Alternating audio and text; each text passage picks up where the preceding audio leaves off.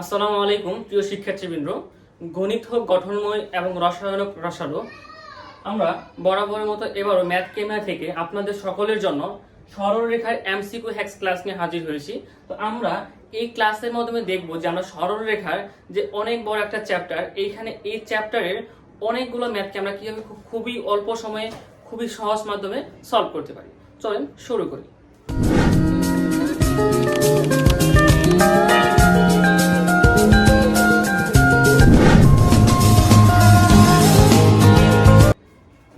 Type 1 এর ভিতরে আমরা যেটা দেখেছি সেটা হচ্ছে দূরত্ব নির্ণয়।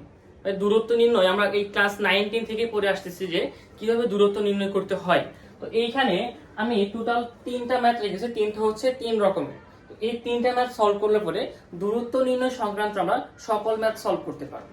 তো চলো দেখি আমরা কিভাবে এই দূরত্ব নির্ণয়ের ম্যাথগুলো সহজে সলভ করতে পারি।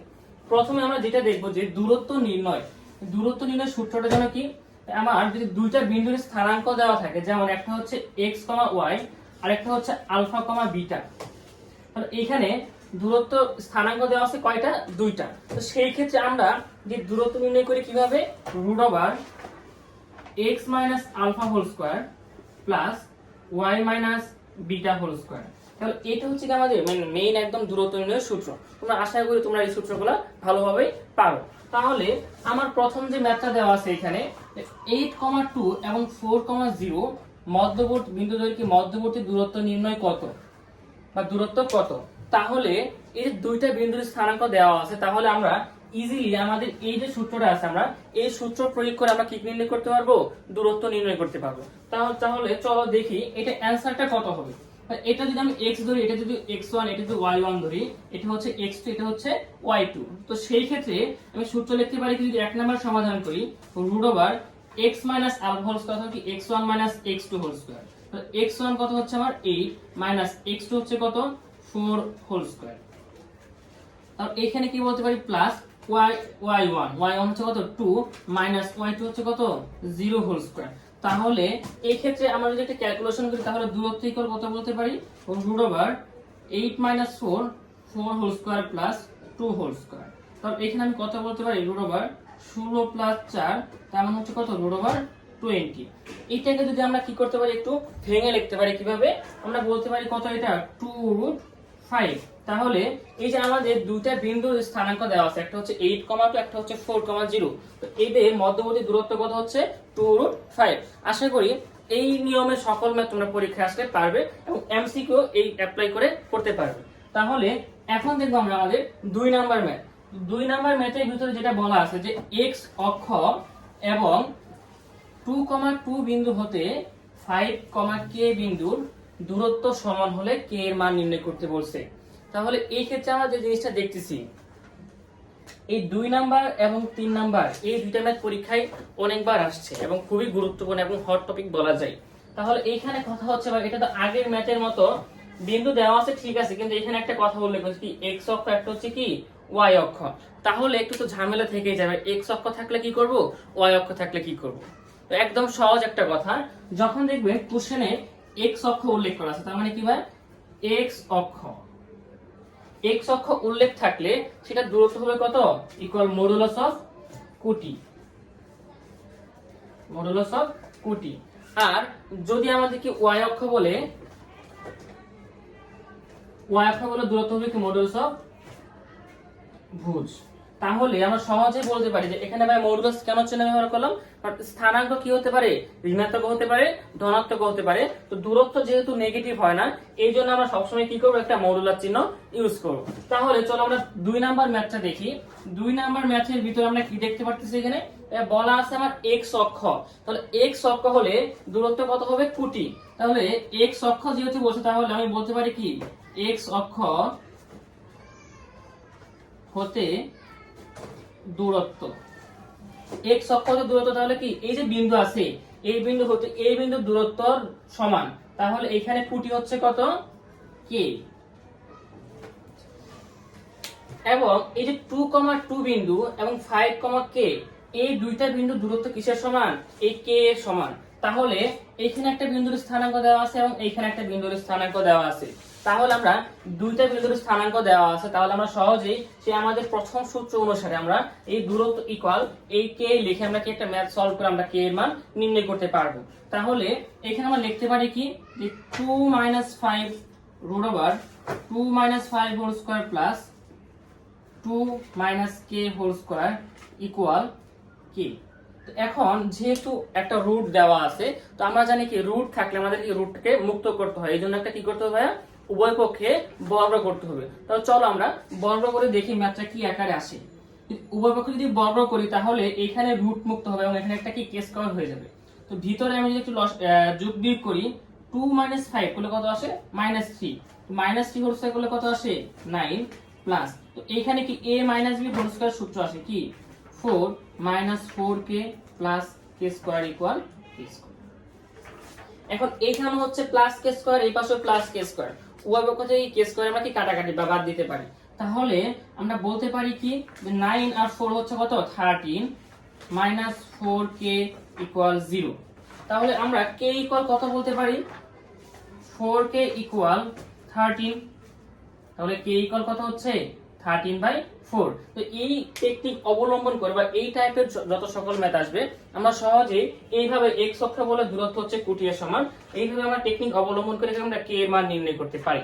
তো এখন আমরা এই 2 নাম্বার ম্যাথটা আমরা সহজেই করতে পারবো কিভাবে, এখানে বলা আছে কি y অক্ষ।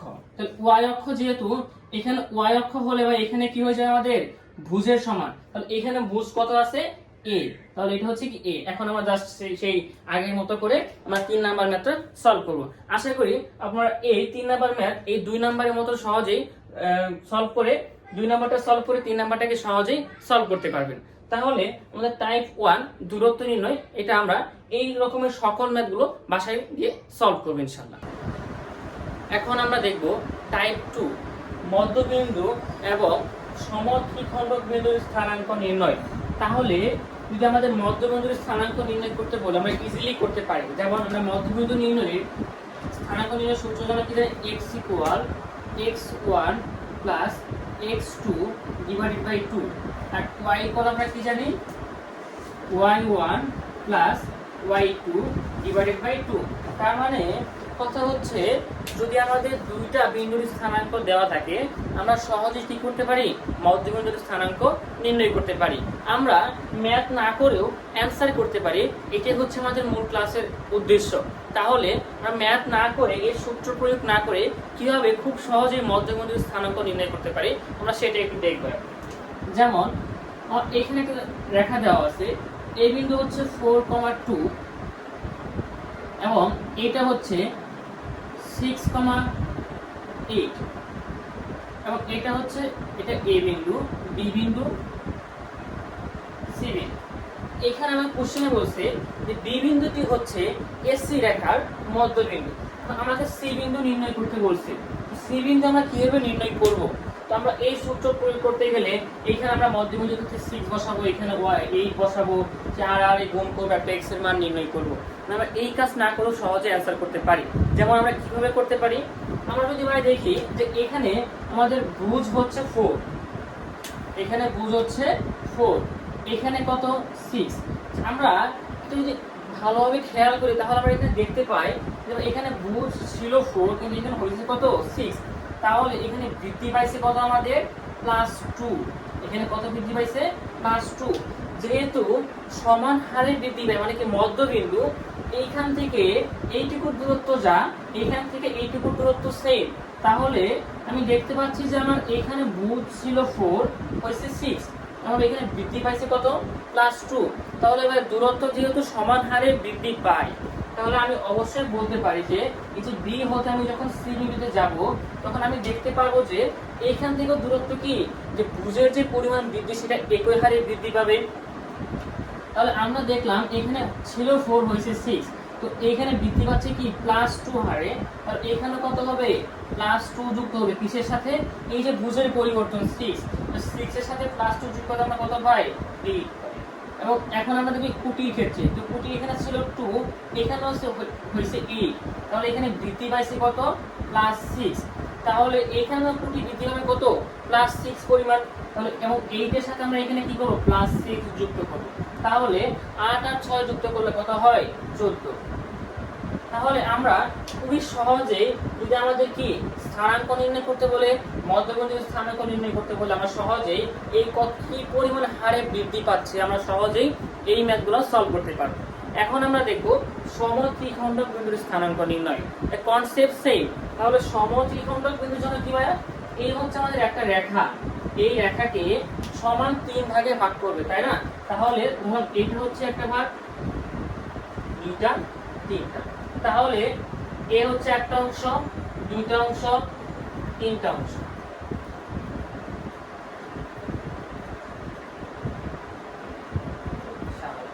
চারটা ভাগ করে দিয়েছি, চারটা করে দেয়া হয়েছে, বরাবর।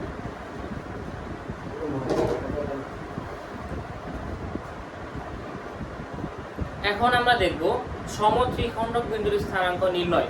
তাহলে এই ক্ষেত্রে তোমরা বুঝতেই পারছো যে সমান কয় ভাগে ভাগ করবে, 3 ভাগে। যদি এইটা আমার একটা রেখা হয়, এই রেখাকে সমান 3 ভাগে ভাগ করবে। তাহলে আমি যদি একটু ভাগ করি তাহলে বলতে পারি যে এইটা হচ্ছে একটা ভাগ এবং এইটা হচ্ছে একটা ভাগ।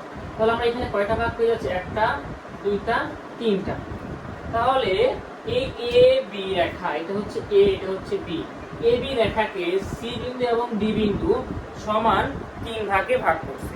তাহলে আমাকে যদি কোশ্চেনে বলে সাপোজ এখানে এ বিন্দুকে স্থানাঙ্ক দেওয়া আছে 2,12 এবং ডি বিন্দুকে স্থানাঙ্ক দেওয়া আছে 8,0, তাহলে আমাকে যদি বলে সি বিন্দুর স্থানাঙ্ক কত, ডি বিন্দুর স্থানাঙ্ক কত, তাহলে আমরা যদি আমাদের এই সূত্র প্রয়োগ করে যদি করতে যাই সময় অনেক লাগবে। তো আমরা কিভাবে শর্ট টেকনিক অ্যাপ্লাই করে খুব সহজে করতে পারি। যেমন এইখানে আমরা যেটা দেখতে পাচ্ছি যে ভাই এইখানে খণ্ড হচ্ছে 3টা, এ একটা অংশ, এ একটা অংশ, এ একটা অংশ। তাহলে খণ্ড হচ্ছে 3টা। তাহলে প্রতি ক্ষেত্রে যে আমার বিভক্ত হচ্ছে এটা সমান হারে বিভক্ত হচ্ছে। তাহলে এইখানে ভুজের পরিমাণ ছিল 2, এইখানে হয়েছে 8। তো আমরা দেখব 8 থেকে হয়েছে কত, এখানে ছিল 8, এখানে হচ্ছে 2। তাহলে আমরা যদি ভুজের একটা যদি ব্যবধান নির্ণয় করি, ভুজের ক্ষেত্রে যদি আমরা ব্যবধান নির্ণয় করি তাহলে কি আসে, 8 - 2 তাহলে আমরা কত পাই, 6। তাহলে ওর ব্যবধান হচ্ছে 6, কিন্তু সে প্রতি খণ্ড কয়টা পায়, 3টা। তাহলে আমরা যদি 6 কে যদি 3 দ্বারা ভাগ করি তাহলে আমরা এখানে কত পাই, 2 পাই। তাহলে আমরা কি বলতে পারি ভাই, এখানে আমাদের যে ভুজের যে পরিবর্তন, এই যে ভুজ ছিল এখানে 2, প্রতি ক্ষেত্রে এই যে 2 হারে বৃদ্ধি পাবে, প্রতি ক্ষেত্রে ভুজের পরিবর্তন কত হারে বৃদ্ধি পাবে, 2 হারে। তাহলে এখানে ছিল 2, 2 এর সাথে আমরা 2 যুক্ত করলে আমরা এখানে কত পাবো, +2 যদি যুক্ত করি তাহলে এখানে কত আসবে, 2 এর সাথে 2 যুক্ত করলে আসবে 4। তাহলে এই ক্ষেত্রে আবার এখানে ডি এর স্থানাঙ্ক কত আসবে, 4 এর সাথে 2 যুক্ত করলে 6 এবং 6 এর সাথে 2 যুক্ত করলে আমরা কত পেয়ে যাই, 8 পেয়ে যাই। তো এখন আমরা দেখব কোটির ক্ষেত্রে সেম কাজ। তাহলে এখানে কোটির পরিবর্তনটা আমরা একটু দেখব। যদি লিখি কোটি, এখানে কোটি ছিল 0, 0 - 12 করলে আমরা পাই -12। তাহলে -12 যেহেতু আসে তাহলে আমি এইখানে কত দ্বারা ভাগ করব, 3 দ্বারা ভাগ করব। তাহলে কত আসে, -4। তাহলে এই যে কোটির ব্যবধান প্রত্যেক ক্ষেত্রে -4 এই হারে কি হবে, কমবে। তাহলে আমি যদি এই 12 এর সাথে -4 যুক্ত করি তাহলে আমাদের কত আসে, 12 এর সাথে -4 যুক্ত করলে 8, এবং এই 12 এর সাথে এই 8 এর সাথে -4 যুক্ত করলে কত আসবে, -4 যুক্ত করলে 4। এখন 4 এর সাথে -4 যুক্ত করলে কত আসবে, 0 আসবে। তাহলে আমরা এই ট্রিক্স অবলম্বন করে সহজে সমত্রিখণ্ডক বিন্দুর স্থানাঙ্কগুলো খুবই অল্প সময়ের মধ্যে নির্ণয় করতে পারবো। আমরা বাসায় এই রকমের সকল ম্যাথগুলো এই নিয়মের মাধ্যমে এবং এই টেকনিকের মাধ্যমে সলভ করে ফেলবো ইনশাআল্লাহ। এরপরে দেখবো আমরা টাইপ 3। টাইপ 3 এর ভিতরে আমরা যে টপিকটা রেখেছি সেটা হচ্ছে অনুপাতে বিভক্তিকরণ। এখন আমরা জানি যে একটা রেখাকে অনুপাতে বিভক্ত করা হয় সেটা কি হতে পারে, অন্তর্বিভক্ত হতে পারে এবং বহির্বিভক্ত হতে পারে। তো এমসিকিউ এর ক্ষেত্রে এই ম্যাথগুলো করতে গেলে একটু সময় একটু বেশি লাগে। তো এমসিকিউ তো অনেক সময় ওয়েস্ট করা যাবে না। তো এই জন্য আমরা যে টেকনিকটা অবলম্বন করব, যেন সহজে আমরা ম্যাথ দেখে যেন বলতে পারি যে আমার অনুপাতটা কত হবে। এই ক্ষেত্রে আমি যেটা বলবো যে 4,7 এবং 0,3 বিন্দুদ্বয়ের সংযোগ রেখাকে কোন অক্ষ ভাইয়া এক্স অক্ষ কোন অনুপাতে অন্তর্বিভক্ত করে বা কোন অনুপাতে বিভক্ত করে তা নির্ণয় করতে বলছে। এবং 2 নাম্বার যে কোশ্চেনটা 5,3 এবং 2,4 বিন্দুদ্বয়ের সংযোগ রেখাকে ওয়াই অক্ষ, তাহলে এই ক্ষেত্রে পাচ্ছি আমরা এক্স অক্ষ এবং এই ক্ষেত্রে কি পাচ্ছি আমরা ওয়াই অক্ষ। কোশ্চেন দুইটা সেম, জাস্ট আমাকে বলছে কি এক্স অক্ষ এবং ওয়াই অক্ষ অনুপাতে বিভক্ত করে সেটা জানতে চাইছে আমাদের কাছে। তাহলে আমি যে সূত্রটা লিখে দেব সেটা হচ্ছে, যদি কি এক্স অক্ষকে, যদি কোশ্চেনে এক্স অক্ষ উল্লেখ থাকে তাহলে সেই অনুপাতটা হবে y1 ডিভাইডেড বাই y2 অনুপাতে বিভক্ত করে। কি বলছি, এক্স অক্ষ উল্লেখ থাকলে এখানে হবে কি কুটি দ্বয়ের, এখানে হচ্ছে কুটি, এখানে একটা কুটি, এটা হচ্ছে প্রথম বিন্দুর কুটি, দ্বিতীয় বিন্দুর স্থানাঙ্কের কুটি। আর যদি ওয়াই অক্ষ বলে, ওয়াই অক্ষ হলে এখানে কি হবে x1 ডিভাইডেড বাই x2 অনুপাতে বিভক্ত করে। কিন্তু কথা হচ্ছে ডাউট একটা থেকে যায় কি, আপনি বলতেছেন যে অনুপাতে বিভক্ত করে ঠিক আছে, কিন্তু এটা অন্তর্বিভক্ত না বহির্বিভক্ত আমরা এটা বুঝবো কিভাবে? দেখেন, যদি এই যে এখানে y1 ডিভাইডেড বাই y2, কি y1 ডিভাইডেড বাই y2, এটা আমরা যদি ভাগ করার পরে যদি কি একটা প্লাস যুক্ত সংখ্যা আসে, যে একটা প্লাস পজিটিভ মান আসে, সেক্ষেত্রে সেটা হবে অন্তর্বিভক্ত।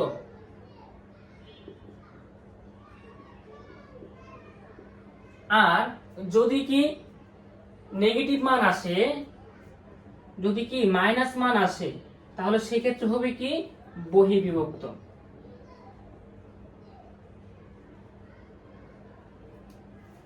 তাহলে এই ক্ষেত্রে সেম, যদি পজিটিভ মান আসে সেটা হবে কি অন্তর্বিভক্ত, আর যদি মাইনাস মান আসে বা নেগেটিভ মান আসে সেক্ষেত্রে সেটা হবে কি বহির্বিভক্ত।